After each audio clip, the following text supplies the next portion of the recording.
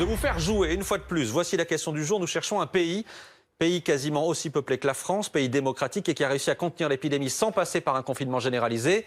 Je suis... Corée du Sud. La Corée du Sud. Mais c'est écrit sur l'écran. Ah, c'est écrit pas sur... vu. Mais oui. Moi, j'avais pas vu. Enfin, les cacher normalement sur l'écran. La Corée du Sud, donc article passionnant. Fallait que ça arrive, publié dans le journal Le Monde.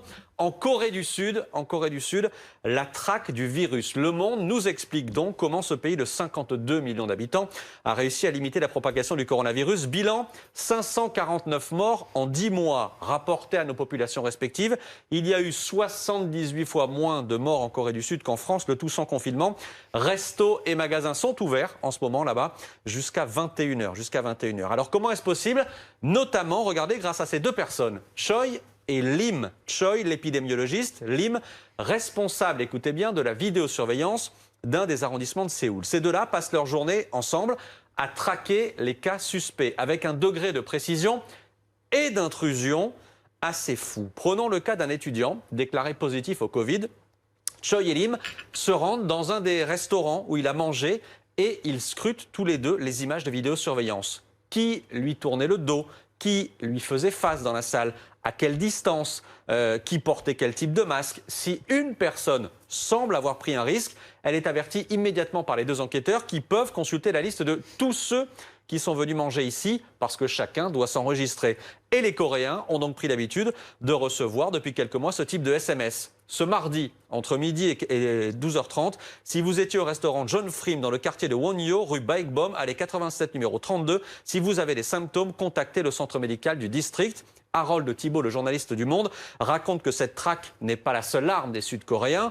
Déploiement de tests massifs, discours cohérent depuis le début sur le port du masque, quatorzaine stricte à l'entrée du territoire coréen, le tout couplé à un isolement des malades. Est-ce que l'exemple coréen vous fait rêver, professeur Karine Lacombe? C'est ce dont rêverait tout épidémiologiste, hein, que chaque citoyen soit traqué, pucé, traqué, et qu'on limite de façon importante sa vie privée, ses libertés individuelles. J'attends la suite de la phrase, je tremble un peu, mais allez-y. Non. Moi, personnellement, je pense que c'est très compliqué dans la société on a eu peur avec Bruno. d'accepter ce genre de contraintes. Et d'ailleurs, on a bien vu pourquoi est-ce que les logiciels qui pouvaient aider à tracer les personnes contacts n'ont pas eu de succès. C'est bien parce que chacun défend sa sphère privée et que la culture en France n'est pas du tout la même que la culture en Corée.